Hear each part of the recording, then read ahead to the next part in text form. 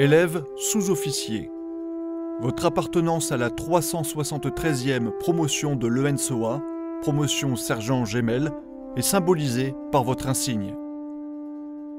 Cet insigne évoque le parcours et les valeurs de votre parrain. Sa forme est celle typique de l'insigne de votre école, l'École nationale des sous-officiers d'active. Le fond de couleur bleue rappelle l'appartenance du parrain à l'arme des troupes de marine.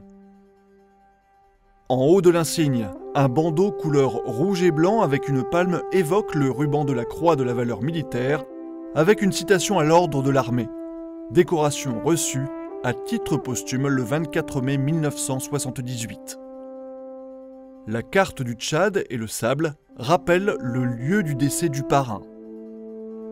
L'insigne et une automitrailleuse AML 90 rappellent l'appartenance du sergent au régiment d'infanterie chars de marine. En bas, le nom TACO est celui de l'opération menée au Tchad de 1978 à 1980. Le point armé d'un glaive représente votre formation de sous-officier. La croix de la valeur militaire orne le côté droit de l'insigne et le ruban de la médaille militaire, le côté gauche. Le nom sergent Gemelle venant s'y inscrire en capitale noire. Jean-Michel Gemelle est né le 30 septembre 1951 à Savannakhet, au Laos, d'un père légionnaire mort au combat en Indochine et d'une mère laotienne décédée en le mettant au monde. Orphelin, il est adopté. Il passe son enfance à Bergerac et déroule sa scolarité. En 1969, à 18 ans, attiré par le métier des armes, il s'engage pour 5 ans au titre des troupes de marine, l'arme de tous les sacrifices et de toutes les abnégations, selon les propres mots du maréchal Lyautey. C'est au centre d'instruction du 7e régiment d'infanterie de marine de Fréjus, au sein de la 3e compagnie, qu'il va suivre sa formation initiale de fantassin. Distingué marsouin de première classe le 1er janvier 1970 et volontaire pour servir outre-mer, il s'envole pour la Nouvelle-Calédonie au mois de juin suivant. Il est affecté au bataillon d'infanterie de marine du Pacifique stationné à Nouméa et sert comme cavalier porté au sein du peloton blindé de ce bataillon. Au cours de ce séjour, il complète sa formation initiale de fantassin en obtenant le brevet militaire professionnel élémentaire, le BMPE, de la spécialité, ce qui lui permet d'être nommé caporal le 1er mai 1972. Après 30 mois de séjour outre-mer, le caporal Gemelle rentre en métropole le 29 novembre 1972. Il est affecté au régiment d'infanterie chars de marine stationné à Vannes, le glorieux RICM, corps le plus décoré des armées françaises. Il est promu caporal-chef le 1er juillet 1973. Le 27 décembre 1974, il se marie avec Claudine. De cette union naîtra son fils Frédéric. Au régiment, ses chefs l'orientent vers la spécialité blindée. Dès lors, pour lui, les stages de qualification vont s'enchaîner. Il va ainsi rapidement acquérir les compétences de pilote d'automitrailleuse légère. Il est nommé sergent le 1er août 1975.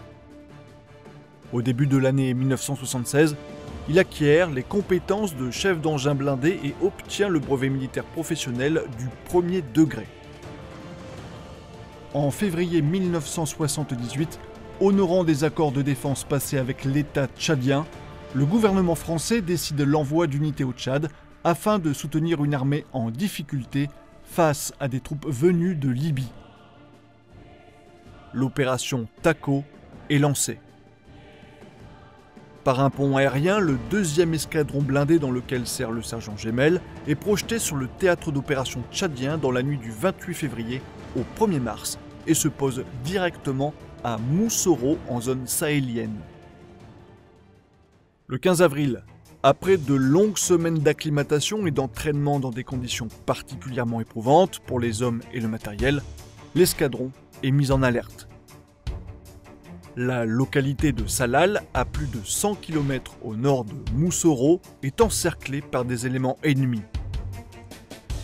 Après un mouvement de nuit, l'escadron, en appui d'éléments tchadiens, se présente le 16 avril vers 8 h en vue de Salal.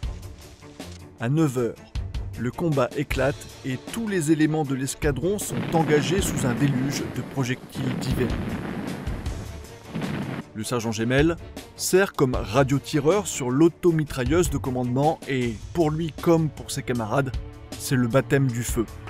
Le moment où tout ce qui a été appris depuis des années doit être restitué instinctivement, sans hésitation, sans défaillance. Volontaire, courageux et efficace, il le sera encore les 17 et 18 avril au cours de plusieurs reconnaissances offensives blindées qui mettront aux prises les automitrailleuses de l'escadron et un ennemi nombreux et bien armé qui subira néanmoins de lourdes pertes. Combattant exemplaire encore le 19 avril 1978, lorsque les éléments blindés de l'escadron, accompagnés par des éléments du 1er régiment étranger de cavalerie, monteront à l'assaut du village de Salal et infligeront des pertes considérables à l'ennemi. C'est au cours du décrochage que le sergent Jean-Michel Gemelle et le caporal-chef Jean-Louis Fontaine, pilote de l'automitrailleuse de commandement, sont tués. Le sergent Gemelle est mort en combattant lucide, en sous-officier discipliné et courageux. Il avait choisi le métier des armes, métier difficile, complexe, pour lequel même l'entraînement n'est pas sans risque. Professionnel jusqu'au sacrifice suprême, il n'a pas failli. Une citation à l'ordre de l'armée et la médaille militaire concédée à titre posthume ont honoré, aux yeux de tous, ce magnifique sous-officier mort pour la France.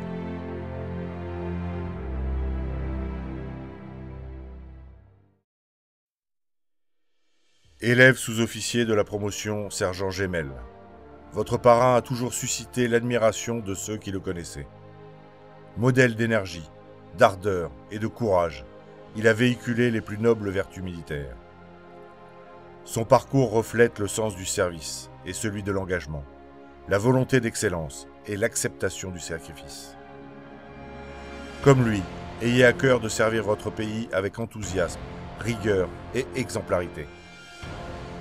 Futur sergent et maréchaux des logis de la promotion sergent Gemelle, suivez le chemin qu'il vous laisse en héritage.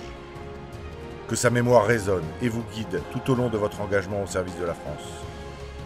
Que son souvenir vous permette de triompher de toutes les difficultés qui attendent tout jeune chef.